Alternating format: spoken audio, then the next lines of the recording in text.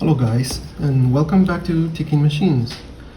Thanks for visiting the channel, and if you like my content, please don't forget to hit the subscribe button, the like the video, and hit the bell icon so you can get notified of new videos.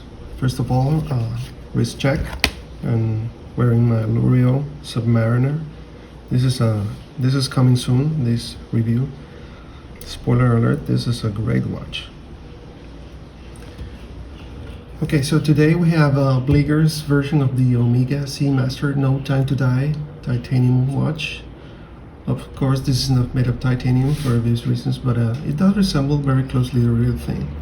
So let's check some specs and how it looks. For the caliber, it's using a Minju Chinese movement. Caliber code is DG2813. It has 21 joules. Hand winds and hackings. It has 40 hours of reserve and ticks at 21,600 beats per hour. As you can see in the time grapher, it runs at around 1 to 2 seconds per day, which is great for a cheap Chinese movement, and with an average beat error of less than 1 millisecond. Although the amplitude are around 230 in average, it's good, but could be better. Couldn't find the lift angle on the specs for this movement, so I'm using a default 52 degrees. For the case, it's a 316L piece of steel brushed on the sides and polished on the top of the case. It has 41 millimeters diameter, 45 millimeters including the crown. It has 14 millimeters thick, and lug to lug is 53 due to the little protrusion that the bracelet creates here. It has a signed crown with a B for Bliger. If you can see here better, yeah. It also has a very nice Omega style crown guard, very beautiful. The back cover is unsigned, but uses the vintage star style Omega closure system. Bliger claims on eBay that it has 100 meters of water resistance, although the item in AliExpress says 3 ATM, so there's some kind of discrepancy there. I opened the case to look at the movement, and the gasket was a little bit loose, so I can have my reservation against the water resistance of this watch. I won't get it wet anyway.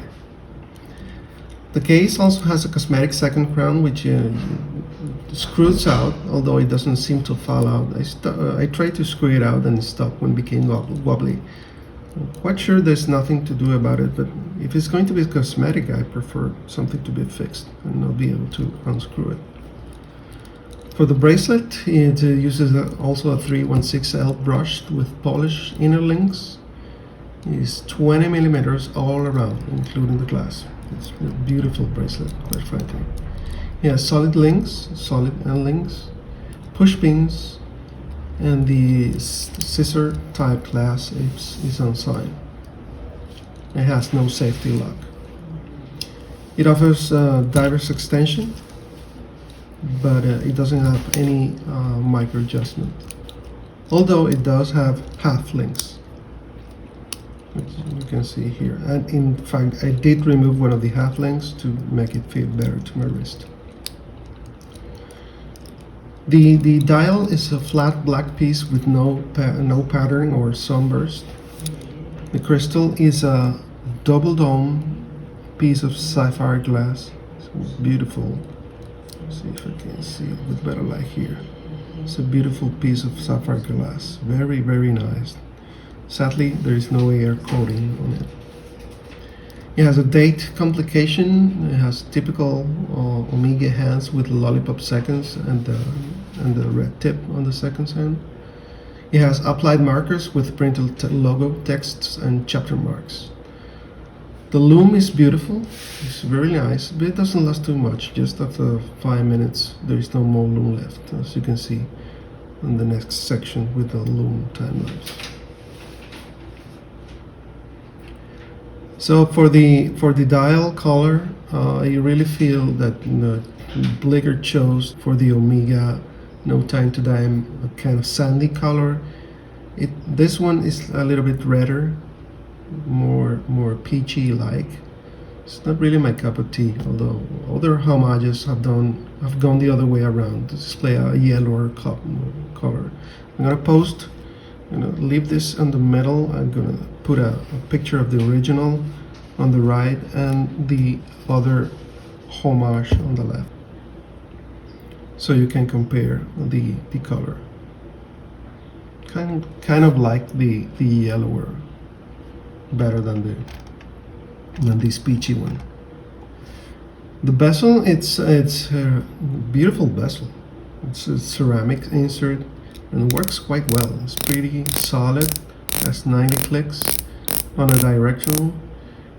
It has also a lume pip, although it shares the same color. So I'm kind of thinking of maybe changing the dial, the hands, and the bezel, and putting some original Omega 300 with a weight pattern, the one that Pierce Brosnan's used on their Bond movies. Maybe, I don't know what I'm going to do, but I've been thinking about it. Other than that, well, the watch is great. Okay, this is one native that I bought the other day. It's a silver with a red stripe in the center and black stripes in the border. I think it looks pretty good. Maybe the peachy rosy doesn't look too good on it. This is an orange one. I think it fits much better because it kind of makes it matches the orangey color of the watch. And the last native that I'm going to show you is the basic Bond Spectre native, which is gorgeous native strap. But I don't know if it works with it.